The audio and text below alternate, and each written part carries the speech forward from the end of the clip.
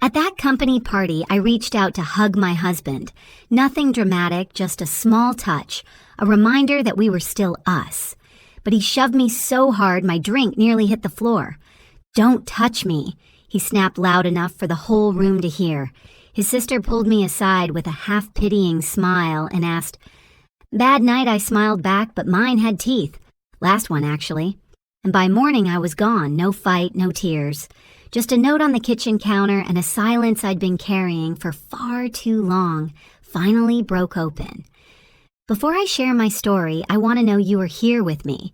Just say, listening in the comments, or tell me where you're watching from. I love seeing how far my story can reach. Sometimes even the smallest connection makes a truth like this easier to carry. Thank you. And now, here's my story. If my story resonates or you want more real voices like mine, feel free to subscribe. It keeps this space alive for people who have nowhere else to speak. My name is Alara Quinn, and this is how everything fell apart before I finally put myself back together. I stood under the cold neon glow of Skyline Lounge, the kind that made everyone look sharper, richer, more put together than they actually were. Silver Peak's annual party was in full swing, glasses clinking, coworkers laughing too loudly, a DJ trying to convince us all that this was fun. But inside, I felt like a misplaced guest at my own life. I spotted Mason across the room, surrounded by his colleagues, posture straighter than usual, suit a little too perfectly fitted, smile a little too performative. I walked toward him with a quiet hope, just a small gesture. A simple touch on his waist, a quick photo to show we were still a united front. Before my fingers even settled, he jolted back as if I burned him, his voice slicing through the noise. "Don't touch me." Conversations around us broke for half a second. Faces turned. My cheeks flamed with a heat I couldn't control. I forced a smile, the kind that doesn't reach the eyes but keeps you alive, and swallowed the humiliation inch by inch. Next to him stood Ryder Slate, his expression unreadable, the spark of something smug flickering under indifferent eyes. At that moment, I didn't understand what it meant, but my body felt it before my mind did. Something here was wrong. Sienna appeared beside me, gentle fingers on my arm. "Bad night," she whispered. I answered with a smile too calm to be natural. "Last one, actually." She blinked hard as if she knew more than she could say. When I looked back, Mason and Ryder were laughing too close, too familiar. Not the kind of closeness that comes from colleagues, but from secrets. As the party droned on, I saw him in a new light. His new clothes, his new tone, the way he checked his phone the moment he thought no one was looking. Everything he did felt curated for someone else, not me. I stepped out onto the rooftop terrace, the Denver wind cutting straight through my dress, and for the first time in 12 years of marriage, I felt something inside me loosen a thread, pulling free. The hurt didn't explode. It settled like a quiet storm, the kind that destroys slowly without raising its voice. When I walked into the bathroom and caught my reflection, eyes rimmed with humiliation and anger, I knew one thing with absolute clarity. There was something Mason was hiding from me. And whatever it was bigger than a bad night at a company party. The house in Highlands Ranch was painfully quiet when I walked in. Too clean, too orderly, the kind of silence that made you feel like a stranger in your own home. Mason muttered something about being tired and went straight to shower. Then came the sound that froze me in place, the click of the bathroom lock. He had never locked a door in this house. I stood in the hallway listening to the running water, feeling the distance between us widen like a canyon. I went into the bedroom to gather his clothes for laundry, and that's when I saw it shimmering faintly under the overhead light.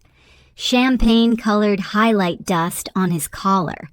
I never used that shade. I rarely used makeup at all. My hands went cold. It wasn't proof, but it was a beginning. I moved on autopilot, pulling open the zipper of his gym bag to toss in a towel. Something hard knocked against my hand. A phone. Not his, not one I recognized. My pulse thudded as I powered it on. No passcode, no attempt to hide. Almost as if he believed I would never question him. A string of messages appeared immediately. Room 519. Same place. I want you tonight. The air left my lungs in one quiet, controlled exhale. I didn't rage, didn't burst into tears. Instead, I felt myself falling into a quiet numbness, a free fall that felt strangely like relief. The truth wasn't just infidelity. It was disrespect, deliberate distance, years of small betrayals I never let myself see until now. The next afternoon, I met Sienna at a cafe in Lodo District. I danced around the truth, letting her fill in the blanks. She kept stirring her coffee long after it dissolved, eyes shifting, jaw tight. When I finally mentioned Mason acting different, colder, distracted, secretive, she slipped. Ryder influences Mason more than you think. Her words landed heavy. Too heavy to be casual. Too deliberate to be accidental. She looked like she regretted them immediately, but it was too late. I saw something in her expression, a warning wrapped in guilt. That night, I stood on the balcony looking out at the lights stretching across Denver. Everything felt suspended, fragile, sharpened by suspicion. My heart wasn't breaking anymore, it was preparing. I held the burner phone in my hand as if it were a key to the truth, a key to the end, a key to the beginning of something I never expected, a version of me that wasn't afraid to look straight into the dark. If Mason was hiding something, I would find it, and when I did nothing in our lives, would look the same again. Sienna asked me to drive up to Lookout Mountain with her, the kind of quiet request that already told me she wasn't bringing me there for scenery. The air felt thin, colder than the weather should have allowed, and neither of us spoke for most of the drive. When we finally parked overlooking the whole stretch of Denver, I turned to her because I couldn't hold it in any longer. "Sienna, tell me what you know. About Mason. About whoever he's seeing." She didn't answer. She just stared at the city lights until her lashes trembled. When she finally spoke, her voice cracked. They got close too fast. Mason and Ryder. They work late, meet up outside of office hours, disappear without telling anyone. People at Silver Peak noticed. I noticed. Hearing her say it made the mountain wind feel sharper against my skin. Sienna wasn't dramatic. She didn't gossip. If she said it, it was because she had seen something she couldn't unsee. She kept twisting her fingers together like she was choosing between loyalty and fairness. "Mason said he wanted to start over," she whispered. "Start fresh without any burdens." The word hit me harder than the cold air. Burdens. And he meant me. I didn't argue. I didn't cry. I just nodded because the shock was too deep to rise to the surface yet. When I returned home, my phone rang as soon as I stepped through the door. It was Jillian. She didn't bother with small talk. "Mason needs space," she said. "You should give him some room to grow. Don't hold him back." Her voice was calm, practiced like she had rehearsed it, like they had talked about this already. Something in her tone made my chest tighten. I told her that I wasn't the one pulling away, and she exhaled sharply, as if I were a child refusing to understand. "Ryder is helping Mason get to a better place in his career. As long as no one drags him down, he'll rise fast." I froze. The implication was as clear as the breath fogging in front of me. They weren't just aware of the situation, they supported it. Later that night, unable to sleep, I opened the second phone again. A new message appeared. "Do not let anyone find out about us." My skin crawled. Whoever sent it wasn't just involved. They were hiding something calculated, deliberate. The walls of the house felt too tight, too loaded with secrets, and I knew I couldn't keep guessing. I needed the truth, even if it tore everything apart. By sunrise, I was sitting across from Vaughn Reddick, a private investigator with steady eyes and a voice that didn't waver. After listening to everything, he leaned back in his chair. "If what you're describing is real," he said, "this won't take long." His certainty scared me more than the suspicion itself. When I left his office, snow had started falling over Denver. Not a storm, just small flakes, drifting down soft and quiet, the kind of quiet that comes before something breaks. I stood at the window watching the city blur under white, knowing my life would not return to what it had been. Not after this. Not ever. 3 days later, Vaughn's name flashed on my phone. His tone was calm, but beneath it I heard the weight of something he was preparing me for. "I have what you asked for," he said. "You should come in." My hands shook the entire drive to his Cherry Creek office, even though my mind felt strangely steady, like my emotions had gone somewhere else to protect me. When Vaughn slid the first envelope across the desk, I hesitated before opening it. Inside were photos of Mason and Ryder walking into Aspen Crest Hotel, together, shoulders brushing, laughing like two people who had forgotten to hide. In another picture, Ryder's hand rested lightly on Mason's back as they entered the elevator. The gesture sliced straight through me. That wasn't friendly. That was intimate. Vaughn placed a USB on the table and met my eyes, as if asking permission. I nodded. On his laptop screen, the footage showed Mason and Ryder leaving a hotel room the next morning, Mason wearing Ryder's shirt. My breath left me in a single uneven exhale. It wasn't speculative. It wasn't ambiguous. It was a double life he hadn't even bothered to disguise.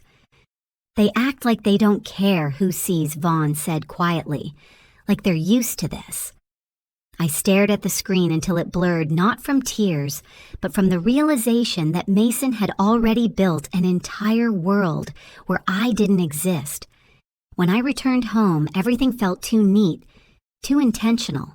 Fresh sheets, air freshener, laundry folded perfectly. He was erasing evidence, maybe not consciously, but instinctively. I opened the second phone again. A new message had arrived. "Last night was incredible. Same time Friday." I felt something cold settle in my stomach. This wasn't an impulsive affair. This was routine, habit, a schedule. Later, while searching for a document in his office desk, my fingers brushed against a thin envelope shoved far back in a drawer. Inside were hotel receipts stretching back months, different dates, same hotel, same room number. My knees weakened. This wasn't new. This wasn't a slip.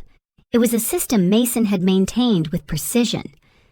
I called Sienna voice tight, asking her to stop hiding things. She didn't deny it anymore. "I knew they were too close," she confessed. "Mason told me to stay out of it. He said if I interfered, he'd cut me off." Her voice cracked with guilt. "I didn't know how to tell you without losing my brother."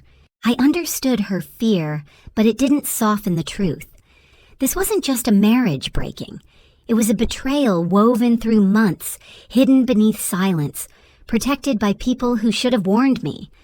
When I hung up, I looked around the house, our framed photos, our shared life, our memories scattered like props on a stage that no longer belonged to me. I finally saw it clearly. This wasn't a man slipping away. This was a man who had deliberately stepped into another life, one where I had no place. A life protected, concealed, and fed by lies from every direction. And for the first time since the night of that party, the shock gave way to resolve. Whatever truth lay ahead, I would face it head on. Because someone needed to stop pretending. And it wasn't going to be me. Jillian asked to talk, her tone clipped and cold, and the moment I stepped into her house, I understood the real meaning behind the invitation. Everything in her living room was arranged with surgical precision pillows, angled perfectly, no dust anywhere, family portraits arranged like trophies. It was the kind of space that told you exactly who held power here, and it wasn't me. I sat across from her, uncomfortable in a way I'd felt since the first day Mason introduced me to his family. She didn't waste time. "Mason needs a healthier environment," she said, folding her hands neatly on her lap. "He needs space. You've created too much emotional pressure." Her eyes didn't blink. Mine froze. So the narrative had already begun. It wasn't just Mason pulling away. The family was rewriting the story for him. Then she said it plainly, Mason was preparing divorce papers. They were planning to position me as unstable, difficult, unsupportive. They wanted me to be the reason for the end of the marriage, the root of the problems Mason never bothered to communicate. I asked about Ryder. She stiffened. Men need people who understand their ambition, she replied carefully, avoiding my stare. I knew what she meant, even if she didn't dare say it outright. She knew. She had known long before I suspected anything.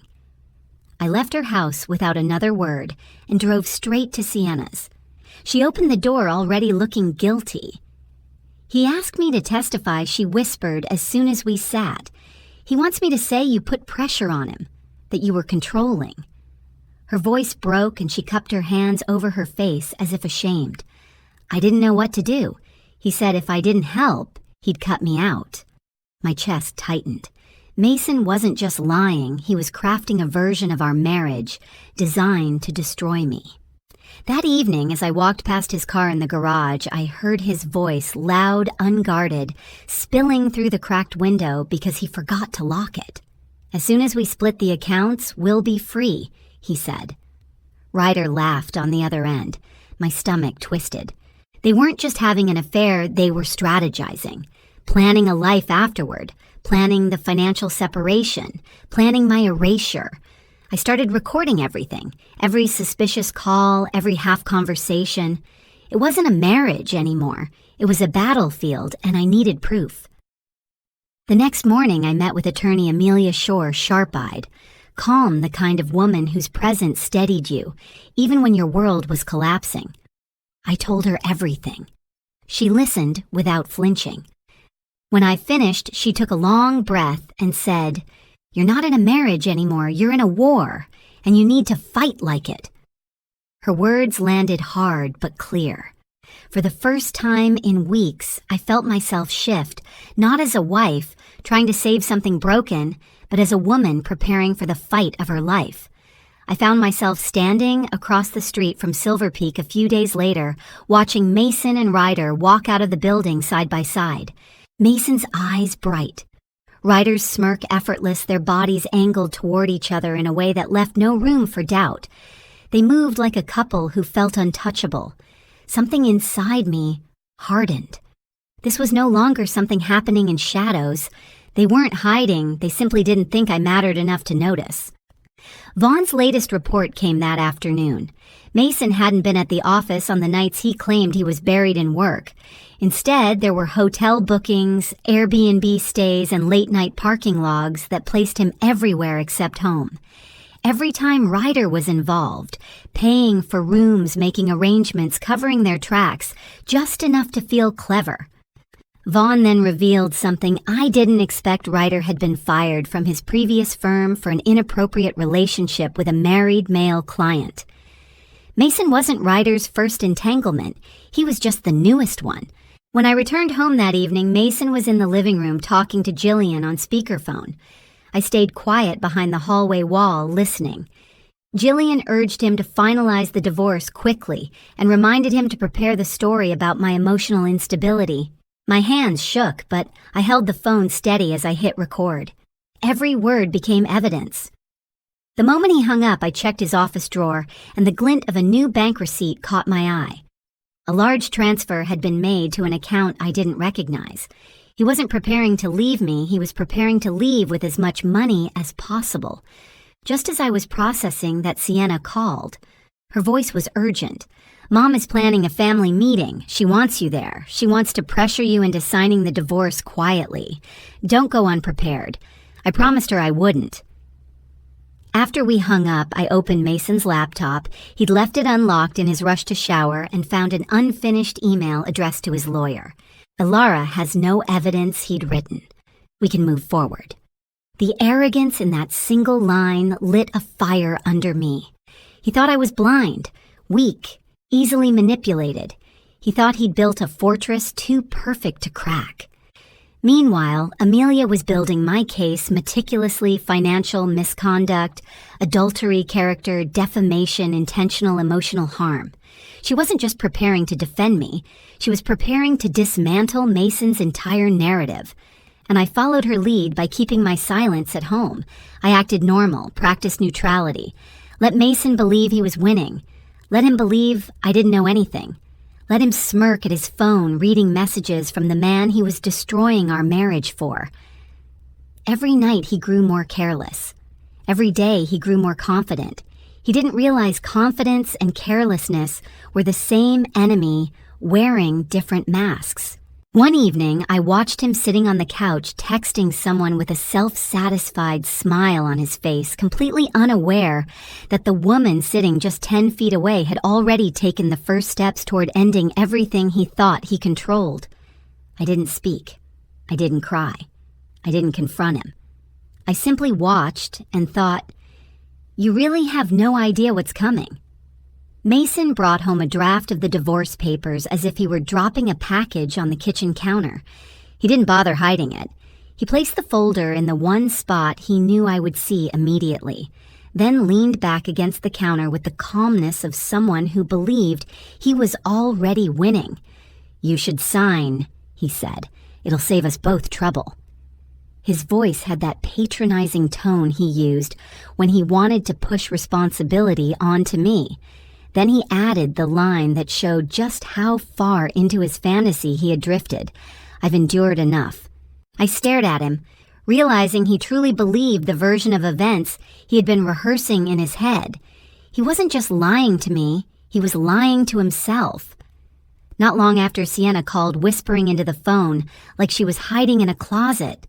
She told me Mason and Ryder were planning to live openly once the divorce was finalized. They had already toured an apartment with floor-to-ceiling windows overlooking the Denver skyline. Hearing it out loud made something inside me go still.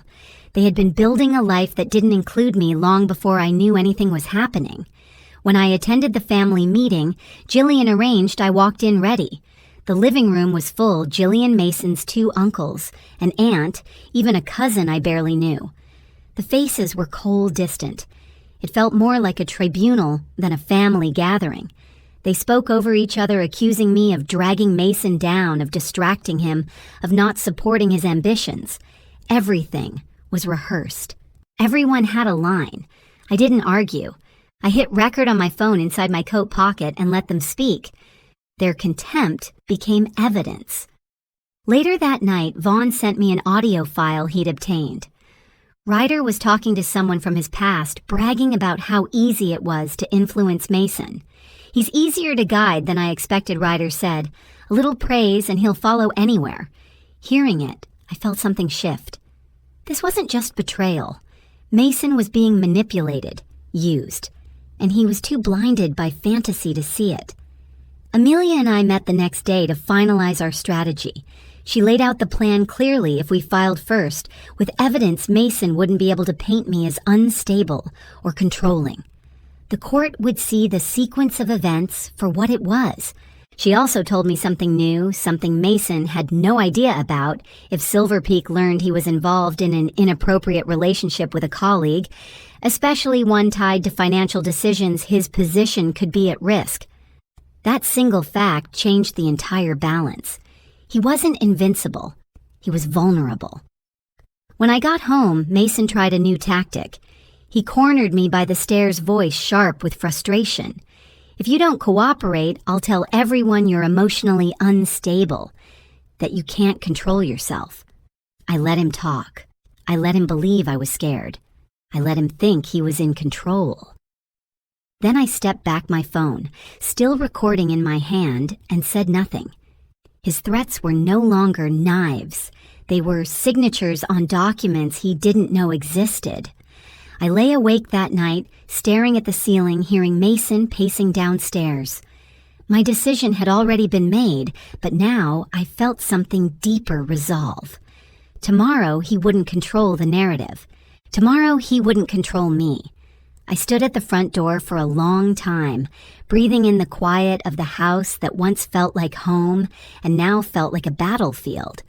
Tomorrow I would end it, and I wouldn't look back. Morning came with an eerie calm. I looked at myself in the mirror, studying the steadiness in my eyes. For the first time in a long time, I recognized the woman staring back. I drove to Amelia Shore's office and signed everything: divorce petition, evidence attachments, Affidavits, financial disclosures, all of it laid out like a map of the past year of my life.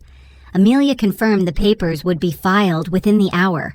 When my pen lifted from the last page, I felt something unhook from my chest. As I was leaving, a message from Sienna came through. Mason told the family he'd confront me tonight, the final push to end things his way. The idea that he was bragging about a confrontation he thought he could control almost made me laugh. He had no idea what was waiting at home. I returned to the house and arranged everything on the coffee table: photos, receipts, hotel invoices, bank statements, text transcripts, and the audio recordings. Not hidden, not subtle, lined up like a gallery of truth. When Mason walked in that evening, he froze.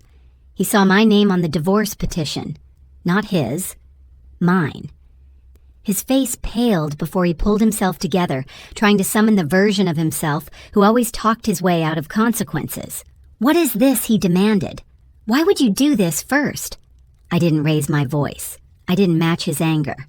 I told him I'd known for weeks that while he was planning to blindside me, I was preparing to expose the truth. I placed each piece of evidence in front of him, describing exactly where I found it. He went from red to pale to something close to gray. When I played the audio of Ryder calling him easy to control, he snapped. He shouted that it was taken out of context, that Ryder didn't mean it, that I was twisting things. Watching him crack was strangely quiet inside me. I felt no triumph, just clarity.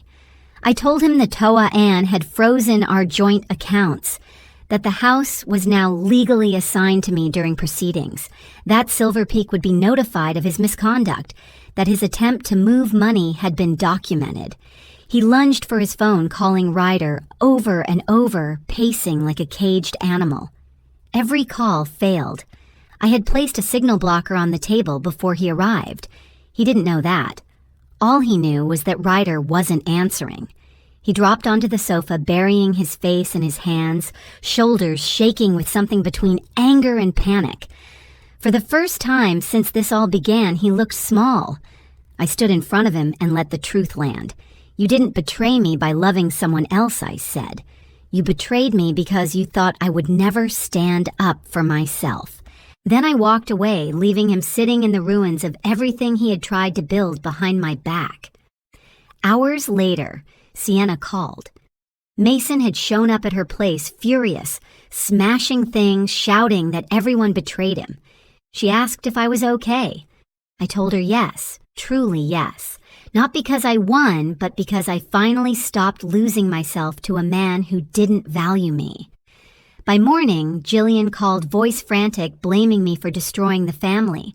I simply told her the truth. This family destroyed itself. Then I ended the call and ended any obligation I felt to them.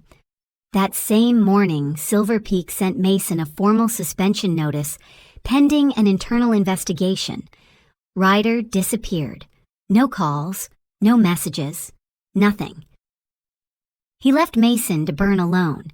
Amelia updated me that Ryder had already submitted a legal statement severing all personal involvement with Mason to protect himself. I went back to Highlands Ranch one last time. I packed slowly, quietly. Every object felt like an echo of a life that no longer belonged to me. I left the keys on the counter, my wedding ring beside them, and a small note. "Thank you for helping me remember my worth." I drove toward Boulder as the sun rose, the mountains glowing gold through the windshield. The road felt open in a way my life hadn't felt in years.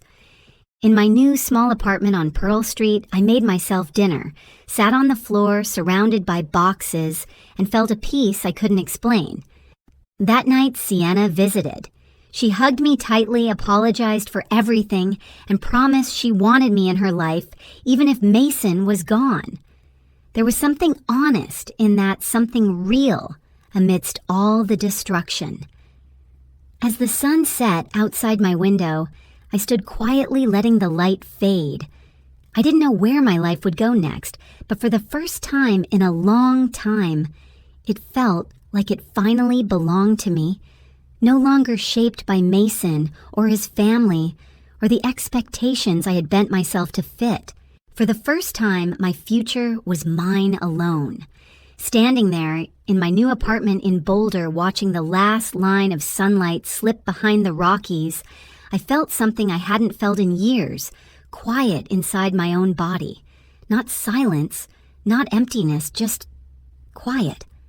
A kind of stillness that didn't come from giving up, but from finally letting go. It was strange how peaceful it felt now that everything had already burned down.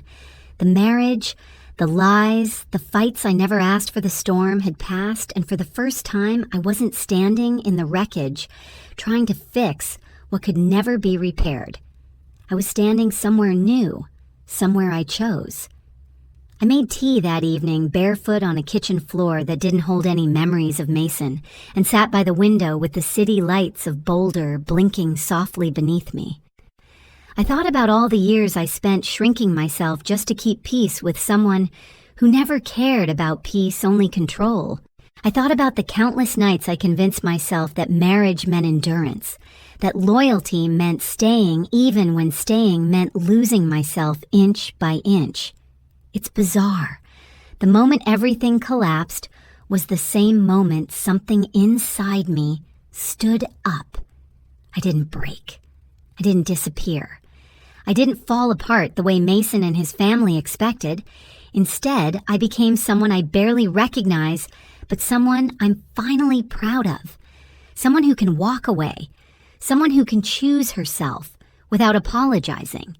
And yet there's a kind of grief that lingers. Not for Mason, not for us, but for the version of me who spent years believing that love could fix a man who didn't want to be fixed, a man who saw affection as burden and loyalty as convenience.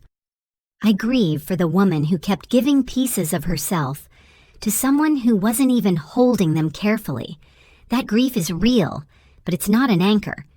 It's a reminder of where I've been and how far I've finally walked. People talk about closure, like it's a door you can shut once and be done with it. But for me, closure felt more like a sunrise, slow, patient, spreading light over the places I didn't even realize were still dark. Leaving the keys on that kitchen counter wasn't the end. It was the beginning of learning to trust myself again.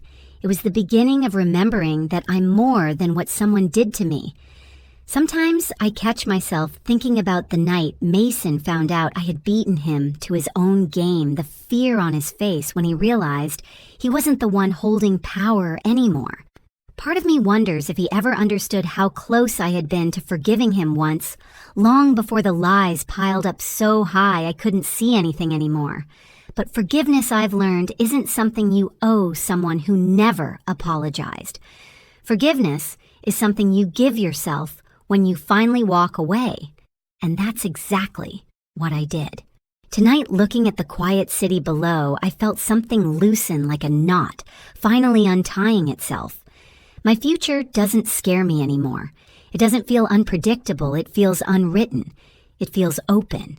It feels like a road I can shape step by step, mile by mile, without someone pulling the steering wheel out of my hands.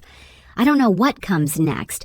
I don't know what kind of life I'll build from here or who I'll become in the months ahead. But for the first time, that uncertainty feels like possibility. It feels like freedom.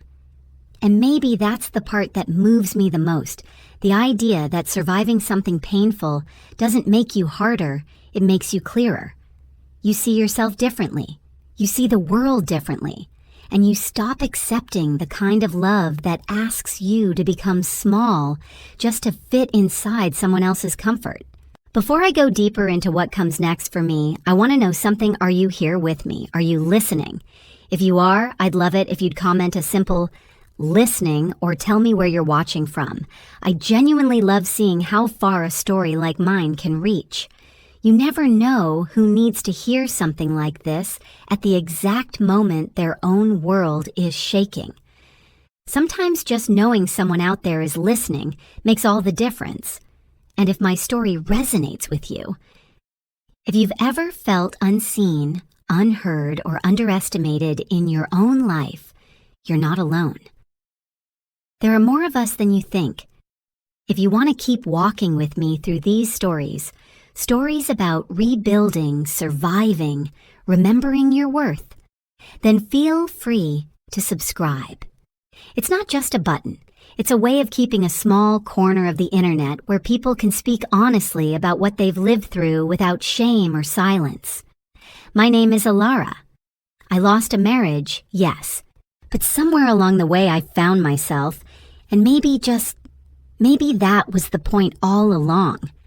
And as I sit here tonight, letting the cool air drift in through the cracked window, I realize something I never allowed myself to believe before: healing isn't loud. It doesn't arrive with applause or dramatic moments. It comes in tiny shifts, waking up without dread, breathing without heaviness, eating a meal without feeling watched or judged. It comes in the quiet decision to choose yourself again and again until it no longer feels like rebellion, but like returning home. I don't know where this road leads, but I know I'm finally walking it with both feet on solid ground. And if you're watching this, wherever you are, I hope you give yourself permission to do the same. You deserve a life that doesn't shrink you. You deserve a story that finally feels like yours.